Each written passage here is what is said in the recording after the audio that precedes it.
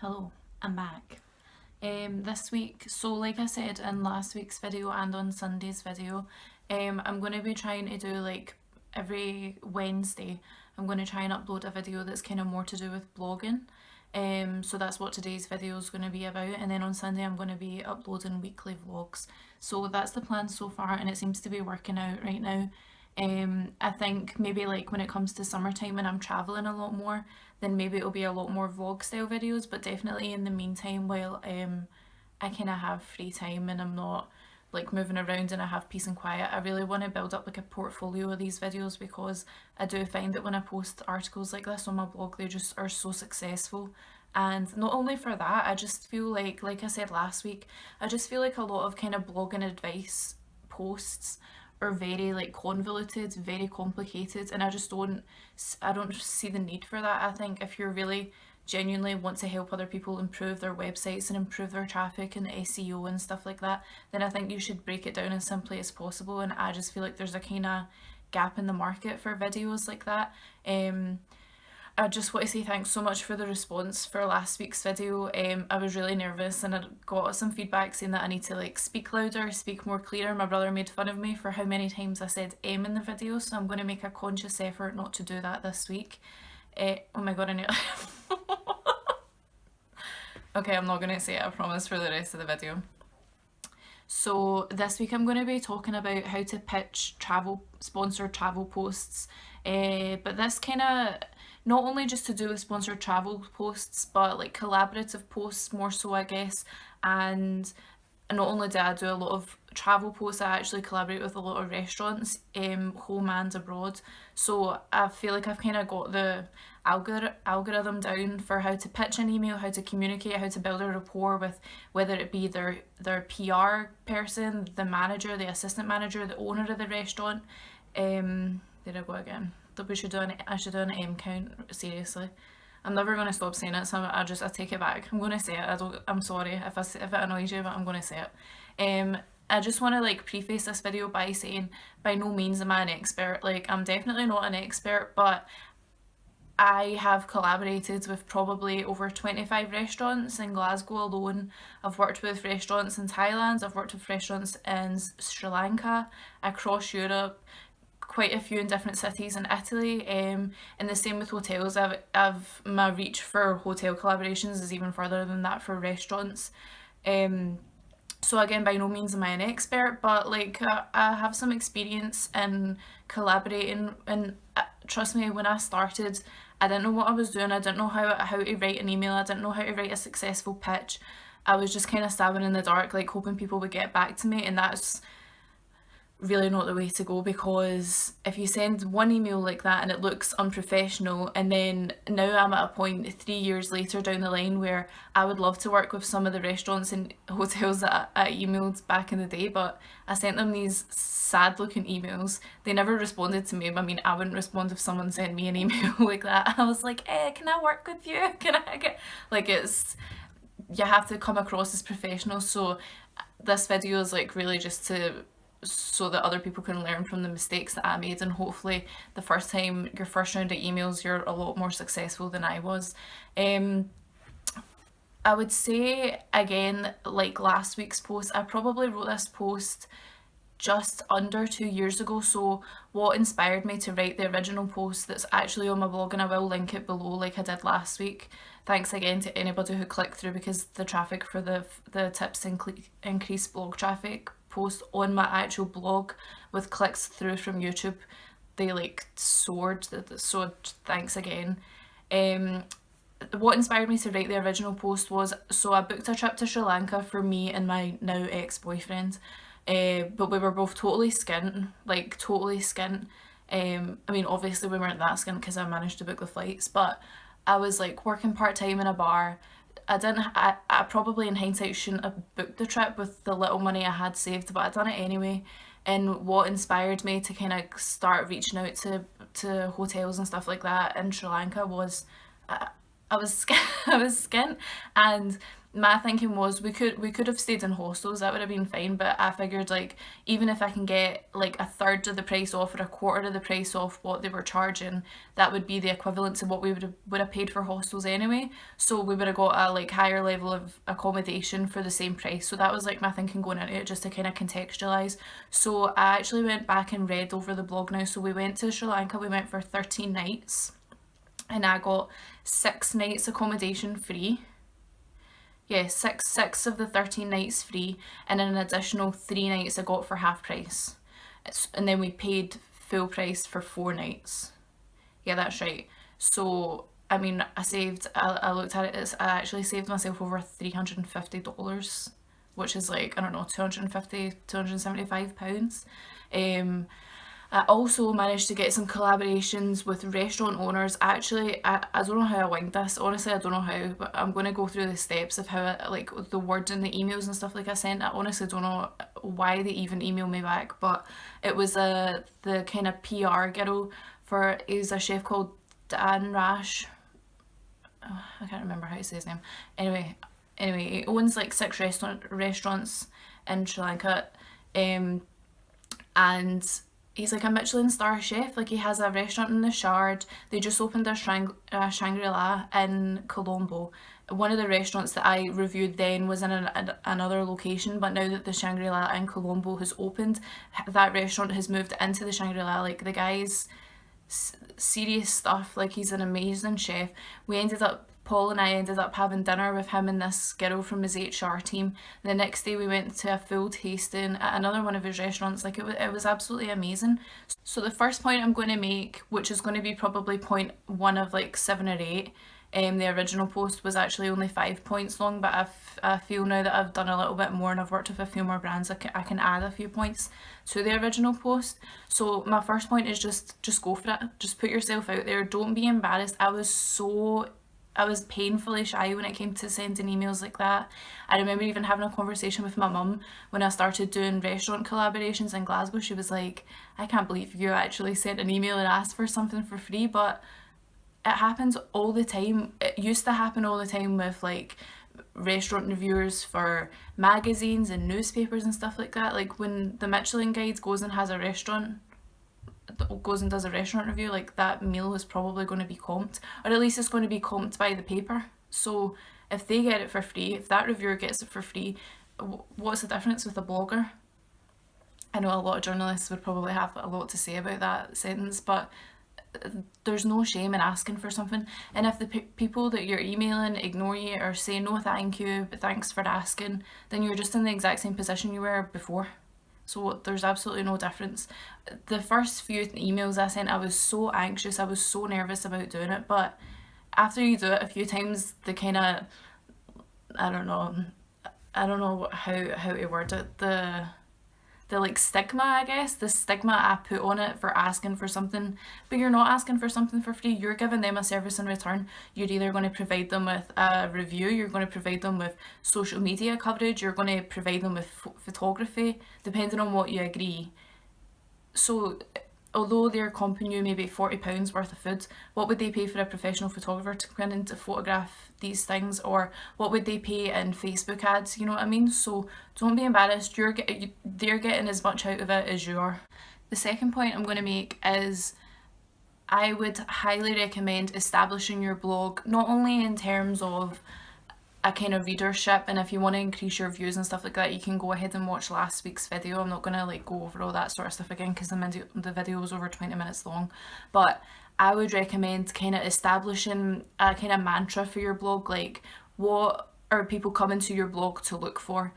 Establish it in terms of increasing your subscribership, increasing your readership, your engagement, and in terms of the number of blog posts as well, and blog posts that are appropriately related to the companies you're pitching to. So for example, when I was at this point and I started to kind of take things a little bit more seriously, I talked about this last week as well, I like rebranded and redesigned my entire website. I added new tabs so that my website was easier to navigate. But what I done specifically was I took hotel experience I had had in the past and restaurant experiences I had had in the past, and I created separate categories in my blog for hotel and restaurant reviews, so that if, say, I was emailing a restaurant in Glasgow, I would go on and I would say, here's a link to this and this post, so it makes sense. And as well, not only that it makes sense for the company you're pitching to, but it makes sense for your existing readership. I mean, if I had only been writing about, I don't know, say I'd only ever written about traveling to Southeast Asia, right, which I kind of had before I started redesigning it. If I all of a sudden put a blog post about a restaurant review in Glasgow, some of my readers would probably be like, this isn't what I signed up for, this isn't what I subscribed for, this isn't the content I was expecting from this writer or this creator. So it has to make sense. And as well as that, if you're posting kind of random sponsored and collaborative posts left, right and everywhere, and you do have to legally state now that if something's collaborative or sponsored, if you're just kind of producing collaborative posts that don't really make sense with the kind of narrative that your blog already has, it's not going to seem authentic at all. Even if you say the fact this meal was comped, it doesn't affect me, it's going to seem false. So you want to seem as authentic as possible, because I genuinely feel like your readers can sense that, whether you're being authentic or not, and it has to make sense for your readers, because otherwise they'll just unsubscribe, and that's obviously the last thing you want. So just expanding on that point a little bit more, when it comes to your existing readership and your followers and your subscribers and stuff like that, it's important when you're pitching emails to companies to know your stats.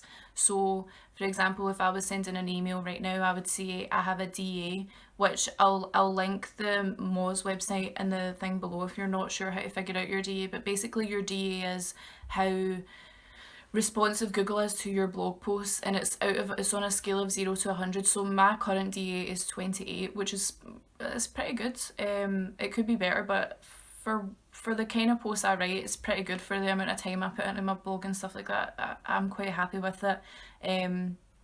But anyway, things like knowing your DA, knowing your number of monthly views, knowing your demographics, so like age groups, especially if you're doing hotel and restaurant collaborations, whether it be home or abroad, it's good to know where your readership's from, because obviously if I'm doing a hotel review for somewhere in Glasgow, if 78% of my readers are in Singapore, doesn't really make sense, because what are the chances that those people are going to actually go and visit the restaurant, if you know what I mean?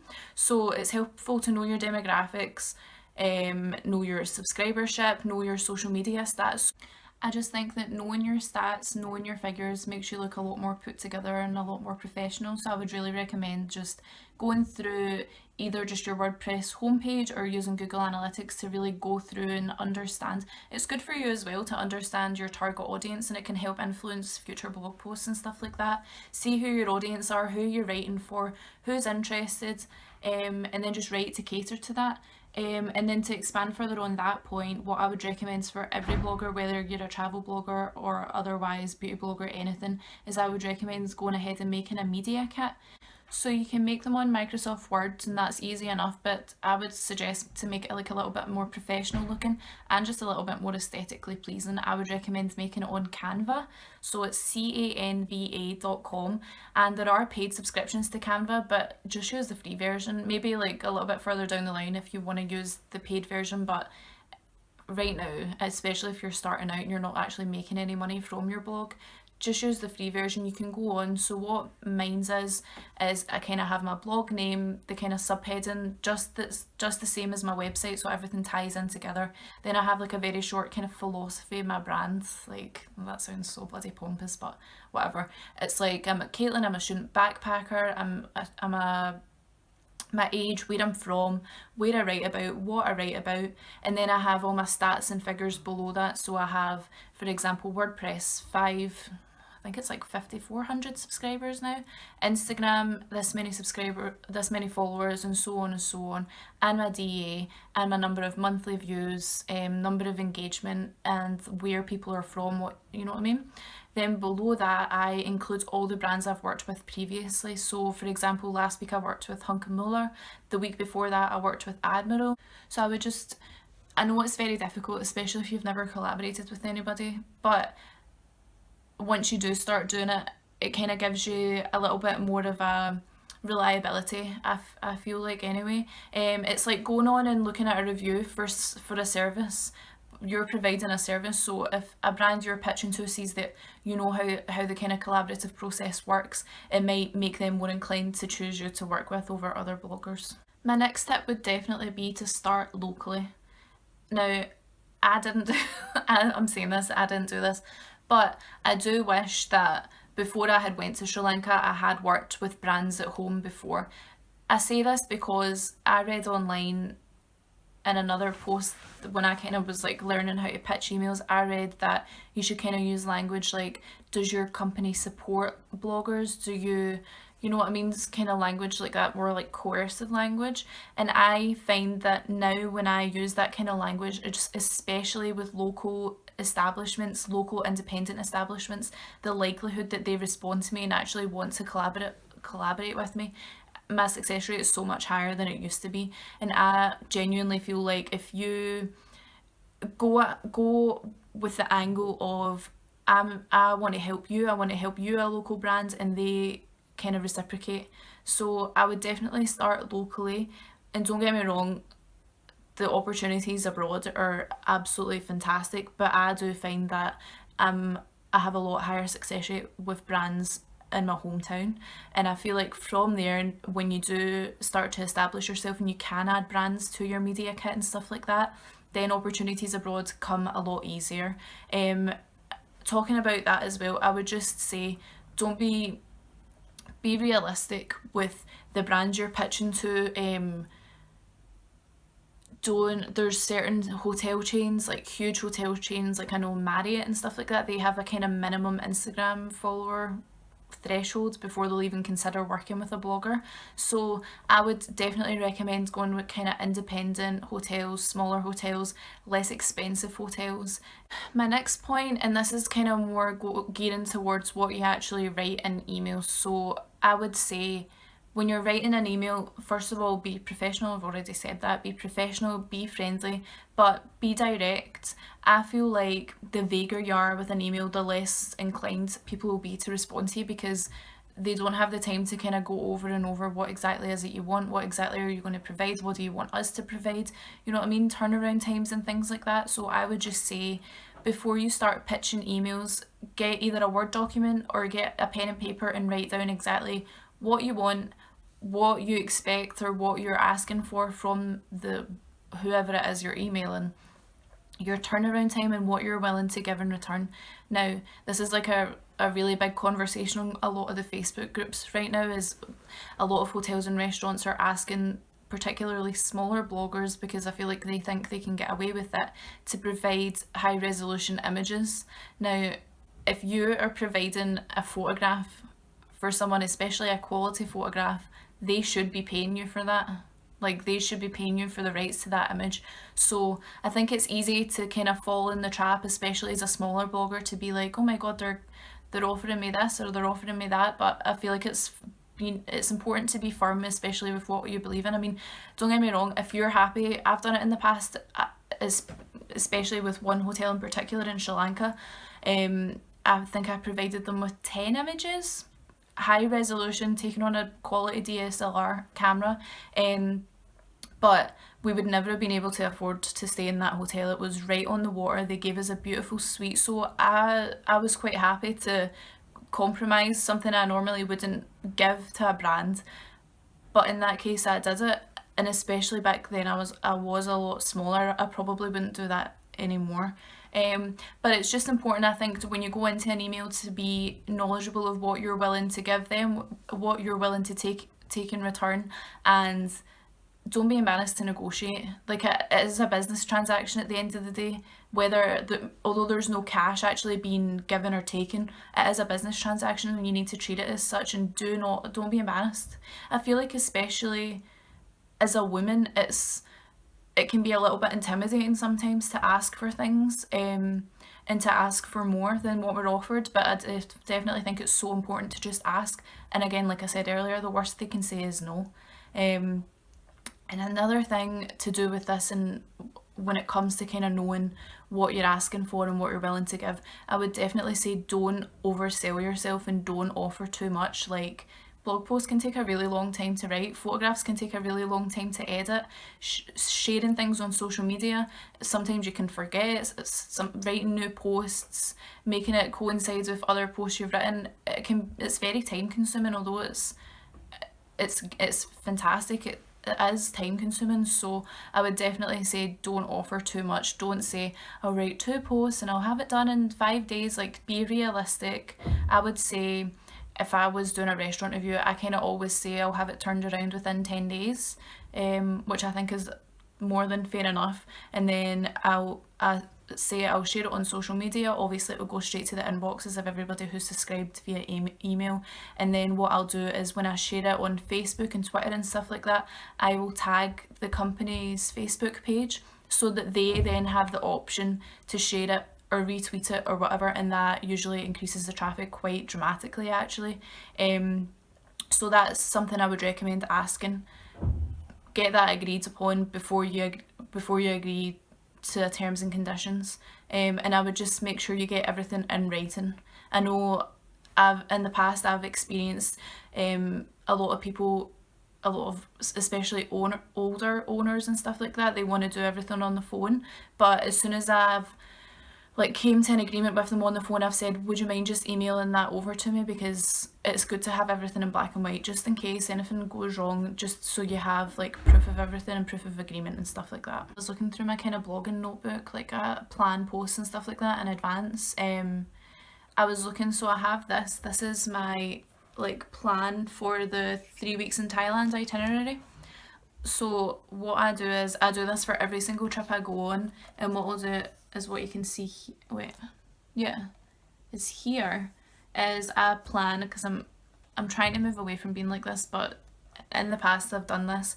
I kind of allocate a certain number of nights for each location, and what this does and what this gives me is I can be specific when pitching to restaurants and hotels in particular. I can say I'm going to be in Bangkok between the 21st and the 24th of August. Is there any way, again, so that one, if they don't have availability for those dates, then there's no point in kind of continuing the conversation, you know what I mean? It gives them a time frame. It's just more information of being explicit in what exactly you want from them. And I just feel like the more prepared you are, the more inclined a brand will be to agree to work with you. The last point I'm going to make is I would just really recommend utilising the tools that are really readily available for bloggers. There's a ton of Twitter hashtags like PR request, bloggers required, stuff like that. Just Google it, just search on Twitter, you'll definitely be able to find opportunities on Twitter. But I think the best tool that I've used as a British blogger is, I can't believe I just called myself a British blogger, who am I? Anyway, the best tool I've found is two Facebook groups in particular. One of them is Official UK Bloggers and the other one is UK Influencer Opportunities. So basically what these two Facebook groups are is a kind of middleman between PR companies / brand owners and bloggers themselves.